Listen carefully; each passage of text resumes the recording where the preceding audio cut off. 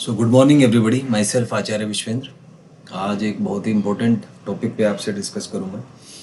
Generally NEET के छात्र हों या जेई के छात्र हों, उनको सबसे ज़्यादा जटिल जो विषय है वो फिज़िक्स ही लगता है।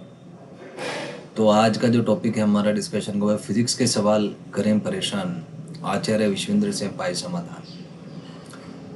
तो इसके बारे में आपसे बात करूँगा कि जनरली छात्र जो हैं फिज़िक्स के सवाल हल करते हुए बहुत जटिलताएं अनुभव करते हैं। कई भावनात्मक जो है भावनात्मक रूप से काफ़ी असहज अनुभव करते हैं।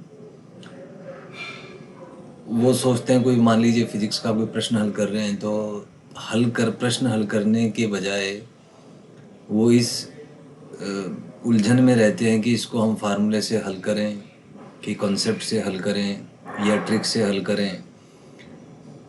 तो क्या है कि जब एग्ज़ाम परीक्षा हॉल में बैठते हैं तो सही से उनका जो मन मस्तिष्क तंत्र है वो सही से काम नहीं कर पाता और सवाल हल करने की बजाय वो विचारों में उलझे रहते हैं। इसी वजह से स्कोरिंग अच्छी नहीं हो पाती फिज़िक्स में।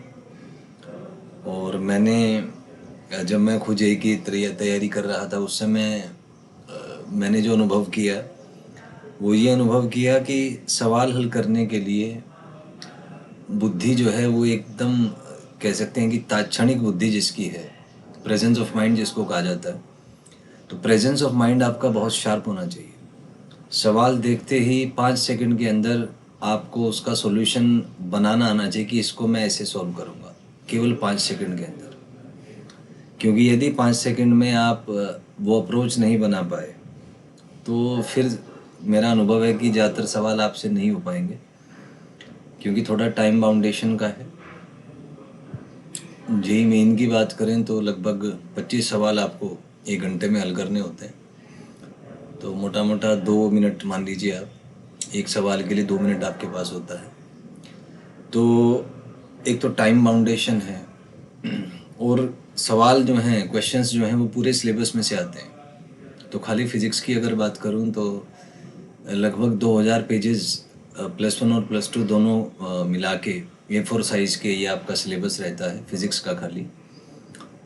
और एग्ज़ाम में जो क्वेश्चंस आते हैं वो 25 से 30 पेज में से आते हैं। मतलब एग्ज़ाम में, फिज़िक्स के एग्ज़ाम में जो क्वेश्चंस आएंगे तो आप देख सकते हैं कि कितनी जटिल ये प्रक्रिया है। और ये प्रक्रिया एक दिन में आप नहीं सीख लेंगे, इसमें समय लगता है।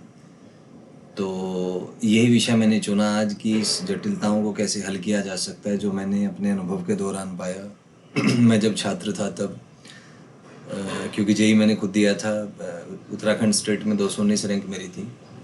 हालांकि एक एवरेज ही रैंक था, बट इसमें मैंने किसी भी प्रकार की कोचिंग नहीं की, केवल स्वाध्ययन से और एक्सपेरिमेंटल तरीके से मैं पढ़ता था, खुद चेक करता था, खुद की अप्रोच डेवलप करता था। तो मेरे ख्याल से ठीक है, ये एवरेज एक अचीवमेंट है, इसको आप कह सकते हैं।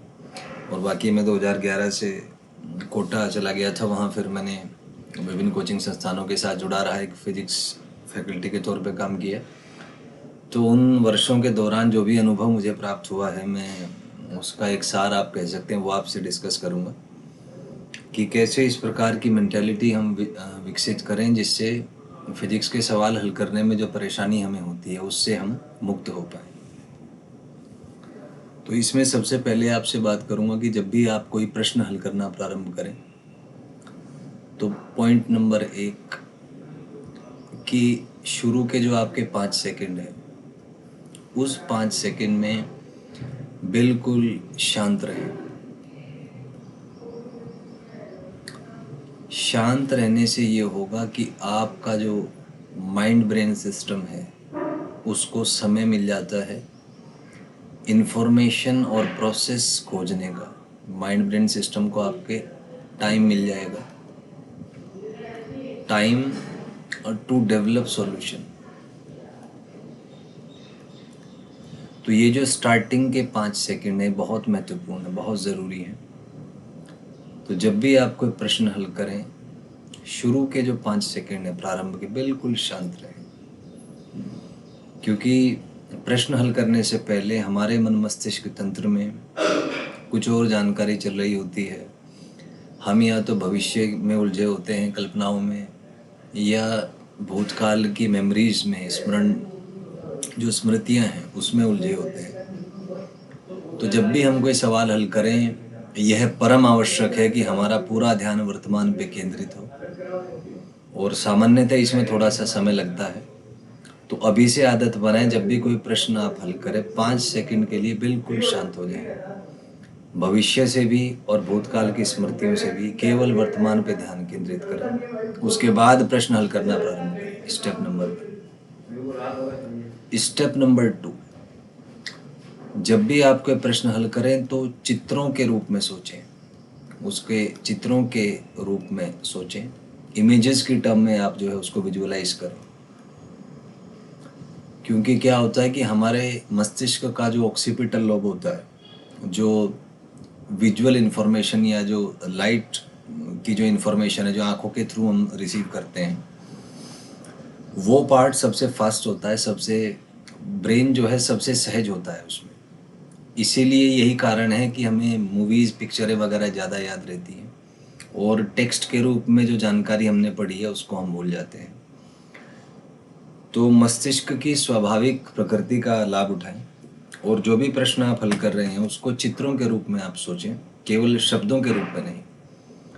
तो इससे क्या होगा कि आपका ब्रेन बहुत अच्छे से काम करेगा, और उस सवाल से संबंधित जो फार्मूला या जो कंसेप्ट है वो आप अच्छे से रिटेन कर पाएंगे एग्ज़ाम में। तो ये दूसरा स्टेप है। तीसरा स्टेप, उत्तर तक पहुंचने के लिए एक मैकेनिज्म बनाएं, एक एल्गोरिथम बनाएं कि ये क्वेश्चन है और ये आंसर है। खुद सोचें आप कि आंसर तक कैसे पहुंचेंगे, बाकी सब भूल जाएं। पूरा ध्यान इसी विषय वस्तु पर केंद्रित, इसका आंसर क्या है। अब क्वेश्चन से आंसर तक पहुंचने के लिए आपको चिंतन, मनन और तर्क, इन सब की आपको आवश्यकता, ऑब्वियसली स्मृतियों की तो आवश्यकता पड़ेगी। तो इन सब का प्रयोग करना सीखें कि इन सब का प्रयोग करके आप उत्तर तक कैसे पहुंचेंगे। सामान्यतः इतनी सारी चीज़ें एक साथ हमारे माइंड ब्रेन सिस्टम में होती हैं कि वो प्रक्रियाएं यदि व्यवस्थित ना हो तो एक सामान्य छात्र विचलित हो जाता है। उसे समझ नहीं आता कि मैं सोचूं, कि समझूं, कि याद करूं, कि सवाल करूं, कि इसका विश्लेषण करूं। तो इतनी प्रक्रियाएं एक साथ घटित होती हैं मन मस्तिष्क तंत्र में कि एक सामान्य बच्चा उनको मैनेज नहीं कर पाता है, उनको व्यवस्थित तरीके से एग्जीक्यूट कर पाने में सक्षम नहीं होता है। तो वो विचलित हो जाता है, और विचलित होकर वो सवाल छोड़ देता है। लेकिन समस्या केवल इतनी नहीं है कि सवाल आपसे नहीं हुआ, आपने छोड़ दिया, वो तो चलो कोई बात नहीं, छोड़ दिया। सारे सवाल ज़रूरी भी नहीं कि आपसे आ पाएँ।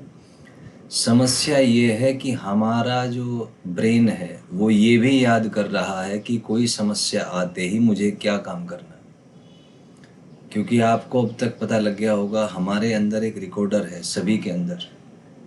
हम जो भी कर रहे हैं, जो भावनाएं हम बाहर से दिखाएं या ना दिखाएं, हमारे मन मस्तिष्क तंत्र में जो भी घटित हो रहा है, वो सारी वस्तुएं, वो सारे जानकारियां, वो सारी भावनाएं रिकॉर्ड हो रही हैं।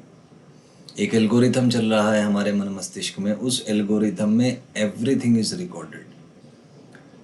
तो इसमें समस्या क्या है कि अगर आपने प्रक्रिया ठीक से नहीं की, आप विचलित हो गए, आपकी मनोदशा विचलिन वाली हो गई, तो ब्रेन ये भी याद कर लेता है कि मेरे को विचलित होना है।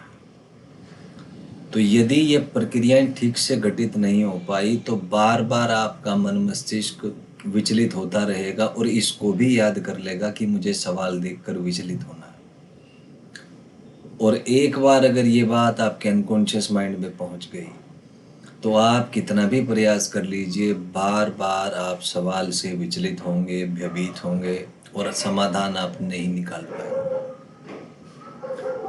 तो पहला स्टेप है कि अपने मन मस्तिष्क तंत्र को मजबूत बनाएं, उसको ये सिखाएं कि सवाल देखकर भयभीत नहीं होना, मानसिक जटिलताओं का सामना करना है। बाकी अगली वीडियो में आपसे डिस्कस करूँगा।